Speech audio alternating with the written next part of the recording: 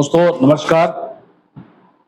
मैं लखन सुबोध गुरु घासीदास सेवादार संघ जीएसएस का केंद्रीय संयोजक हूँ और आज आपके सामने जनगणना मुद्दे पर मैं कुछ जरूरी बात करना चाहता हूँ। आप सभी जानते हैं कि इस बार की जनगणना डिजिटल है और इसमें कुछ बिंदुओं पर काफी चर्चा है, लोगों में बहुत सारे तरह के भ्रम भी है। मैं उसी पे आपसे चर्चा करूंगा। डिजिटल जनगणना में जो प्रथम चरण का मकान सूचीकरण है और मकान सूचीकरण के साथ साथ उसमें रहने वालों का कैटेगरी भी पूछा जा रहा है।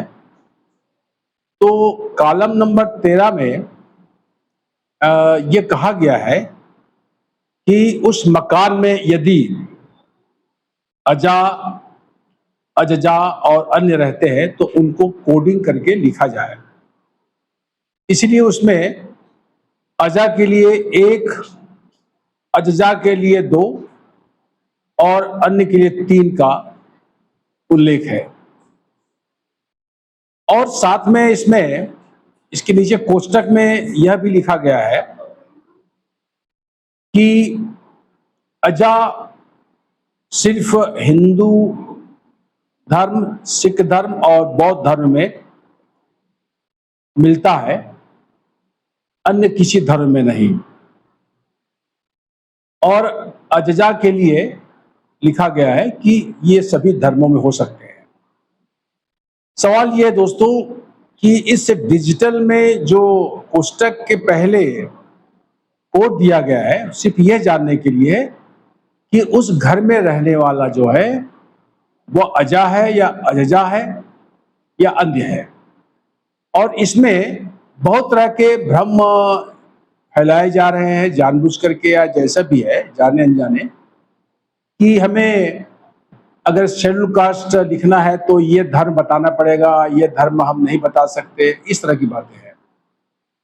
मैं सबसे बड़ी बात ये कहना चाहता हूं कि शेड्यूल कास्ट लिखने के लिए हमारे पास एकमात्र पैमाना है जो भारत सरकार का 1950 का ऑर्डर है। और शेड्यूल कास्ट में कौन है कौन नहीं है इसका जो प्रमाणित जानकारी है वो अनुसूचित जातियों का जो सूची बना हुआ है।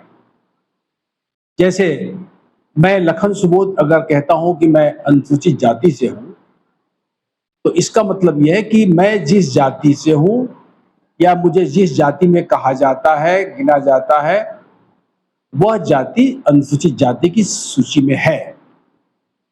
तो यहां पर मैं अनुसूचित जाति का हूं और उसमें धर्म का जो सवाल है वो यहां पर कोई कोड भी नहीं है। और ये मुझे लगता है कि अकारण है ऐसा कोष्टक में लिखना।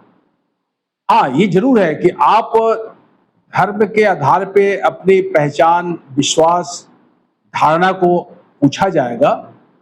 जैसे कि हमें मालूम हो रहा है कि ये सेकंड फेज में पूछा जाएगा, जैसे 2011 में पूछा गया था, हर जनगणना में पूछा जाता है।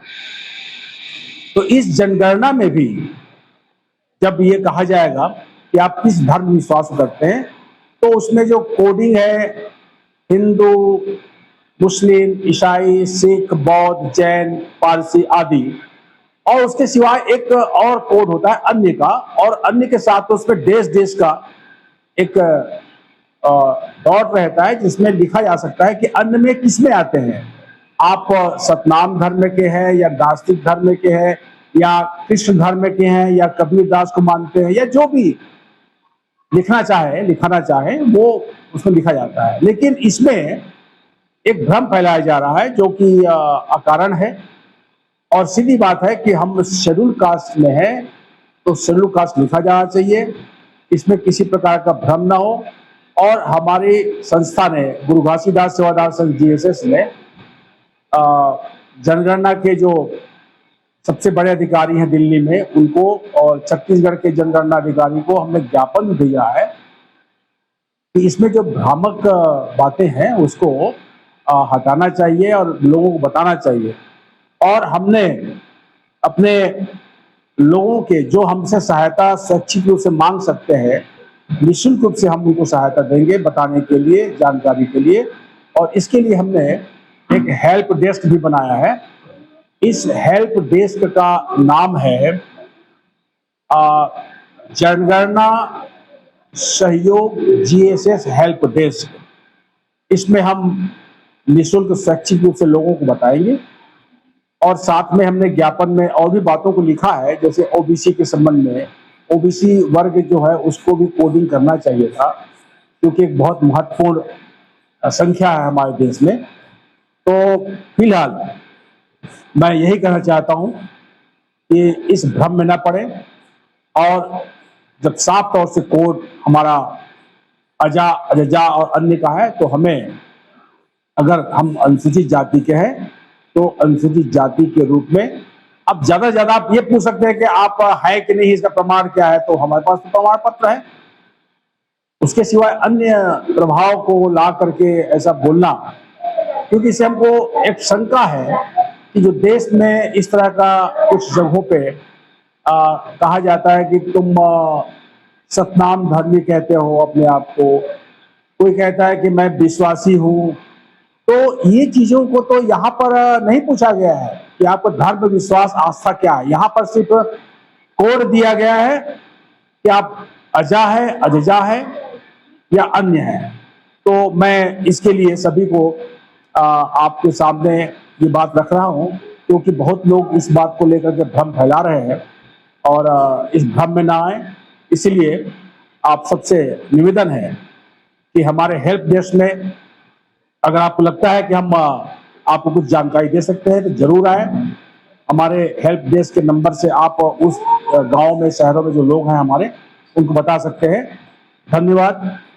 जय सतनाम, जय संविधान। नमस्कार।